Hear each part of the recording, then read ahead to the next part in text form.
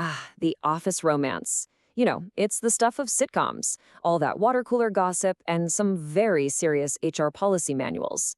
Most of the time, we see it as a total professional minefield, right? A high stakes game you should probably avoid. But what if that conventional wisdom is just completely wrong? Today, we're going to set aside the gossip, push past all the assumptions, and really dig into the scientific data to find out what really happens when love blooms in the cubicle. Okay, let's just jump right into the big one, the question everyone really wants to know. Is dating your coworker a guaranteed career killer? I mean, this is the central fear, isn't it? It's why we have all those cautionary tales from friends and those dreaded love contracts at some companies. Instinctively, most of us would probably say, yeah, it's a huge risk. But we're not here for instinct. We're here to find out what the science actually says. So, first things first, let's get a handle on just how common this really is. Because if you think workplace romance is some rare, dramatic thing, well, the data tells a very different story. Research from around the time of our study found that a staggering 75% of employees had either seen an office romance up close or had been in one themselves. I mean, think about that. This isn't some fringe behavior, it's a fundamental and super frequent part of office life. And if it's happening that often, we should probably understand it. Now, before we go any further, we need to be really clear on our terms. To study this properly, we have to know exactly what we're talking about. The researchers we're following have a very specific definition. This isn't about awkward crushes or office politics and this is critical, harassment. It is a mutually desired relationship. That phrase is everything. Both people want to be in it, and that definition immediately moves us out of the world of scandal and squarely into the world of social science. And that's exactly what these two researchers, Charles Pierce and Herman Aginis, set out to do in a landmark paper back in 2003. They saw all the assumptions and stories swirling around this topic and basically said, you know what? It's time to replace the myths with a real, data-driven model. They wanted to get past the anecdotes and build a scientific understanding of love at work. And they started by asking two really fundamental questions. So, they broke their investigation down into two main parts. First, what are the real predictors? What kinds of things actually cause these romances to even start? And second, okay, what happens next? What's the real measurable impact on their professional lives? On stuff we can actually track, like performance, motivation, and how happy they are at their job. Let's tackle that first question. So, what sparks the flame? Well, the researchers didn't just guess. They developed some hypotheses based on established psychology and then put them to the test, using data from 465 real-world employees. We're going to dig into two of the most interesting factors they found. All right, first myth on the chopping block. Some people might think these things just happen, that attraction is totally random and that what you personally believe about office romance doesn't really matter when it strikes. Is that true? Or does your own personal philosophy actually play a role? So how do you even measure something as fuzzy as an attitude? Well, the researchers were pretty smart about it. They didn't ask vague questions. They got super specific. They asked the 465 participants to agree or disagree with direct statements, like this one right here.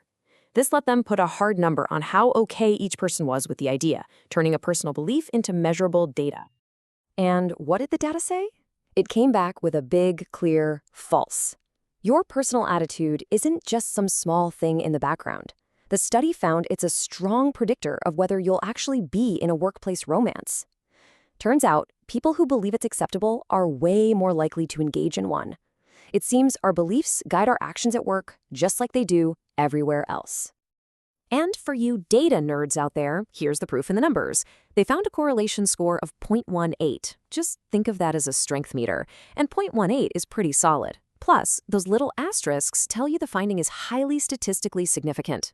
In plain English, this is not a random fluke. It's a real, data-backed connection. What you think about office romance really does predict what you do. Okay, on to the next factor. This one's about the work environment itself. There's this kind of cynical idea that if you give employees more autonomy, more freedom to manage their own time and move around the office, they'll just use it to slack off and flirt. So, is more job freedom actually linked to more office romance? And on this one, the data came back as true. The researchers found a clear connection. Employees who said they had more freedom and control over how, when, and where they did their jobs were, in fact, more likely to be involved in a romance at work. The theory is pretty straightforward, that freedom just creates more opportunities for people to interact without a manager breathing down their neck, creating fertile ground for a relationship to grow. And once again, the data gives us a score. This time, it's 0.10. That asterisk still tells us the link is real, it's not just chance. But here's where it gets really cool. When you compare the two scores, you see something important. Having freedom at work, that matters. That's the 0.10. But your personal attitude at 0.18 is an even stronger predictor. So the environment makes a difference, but your mindset seems to make an even bigger one. So we've got a much clearer idea of what leads to an office romance. But that brings us to the second, and you could argue much more important part of this whole thing, the consequences. Once a relationship actually forms, what happens to their work? Is it the career killer we're also afraid of? Because this is where the study's findings get really counterintuitive. All right, let's tackle the biggest myth of them all, head on. The entire business case against office romance is basically built on this one idea. It's a distraction. The assumption is that it just tanks productivity and kills motivation, right? That you'll have these lovesick employees staring at each other instead of their spreadsheets. It feels like common sense. But what did the science actually find? Okay, this slide right here is honestly the showstopper. The researchers carefully measured both job performance and work motivation, and they found nothing. Absolutely no statistical link. Not a positive one, not a negative one. According to this data, being in a workplace romance had zero predictive power over an employee's quality of work, their efficiency, or their inner drive. The biggest fear, the central argument against office romances, just wasn't supported by the evidence. I mean, that is a massive finding, right? If the huge negative impacts we all assume are there just aren't, it completely flips the conversation. So the next logical question is, okay, if it doesn't seem to do any harm to the bottom line, could it possibly do any good? The researchers looked into that too, measuring things like job satisfaction and loyalty to the company. And what they found was, yeah, there seems to be a measurable upside. The data showed that employees in a romance reported significantly higher levels of job satisfaction. The theory for this is a cool concept called affective spillover. Basically, the good vibes from the romantic relationship literally spill over into how they feel about their job. They also found a slight but statistically measurable increase in commitment to the organization. They were a little more loyal to the company. Okay, let's just take a step back and pull all of these pieces together. We busted some major myths, we've confirmed some surprising links. What Pearson Aguinis did was assemble all these individual findings into one single data-backed model that gives us a completely new way to think about the life cycle of a romance at work. So here's the whole journey according to the data. It starts with two key ingredients, an accepting attitude and the freedom at work that creates opportunity. Then, once the romance forms, the data shows zero evidence of that big, scary, negative impact on performance or motivation. And finally, the journey ends with positive outcomes, happier employees who are also a little more committed to their company. This is a radically different picture than the one we're usually sold. So, what do we do with all this information? A scientific finding is one thing, but how it applies in the real world is what really matters. And these results have some pretty major implications for how managers, leaders, and HR departments should be thinking about relationships at work. And look, before anyone writes these findings off as a fluke, it's really important to know who was in this study. This wasn't some survey of college kids in a lab. Of the 465 people, a majority were men, 72% worked full-time, and they came from a huge range of industries. We're talking banking, tech, healthcare, manufacturing, you name it.